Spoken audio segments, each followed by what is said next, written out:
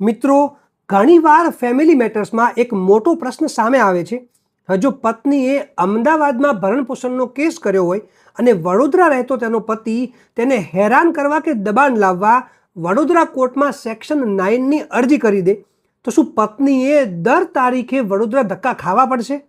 Answer છે ના, બિલકુલ નહીં. કાયદો મહિલાઓને આ બાબતે એક મોટો અધિકાર આપે છે.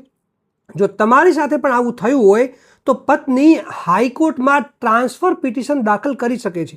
હવે કોર્ટ સામાન્ય રીતે આવા કિસ્સાઓમાં મહિલાઓની સુવિધાને પ્રાધાન્ય આપે છે. હવે પત્ની હાઈકોર્ટ સામે આ 3 મુખ્ય કારણો રજૂ કરી શકે છે.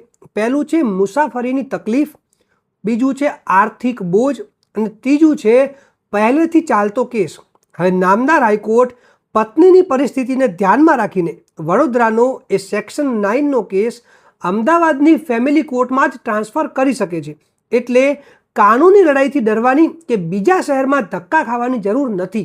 કાયદો તમારા અધિકારોની રક્ષા માટે છે. આ વિડીયોને દરેક વ્યક્તિ સાથે શેર કરો અને આવી જ લીગલ અપડેટ્સ માટે મને હમણાં જ ફોલો કરો.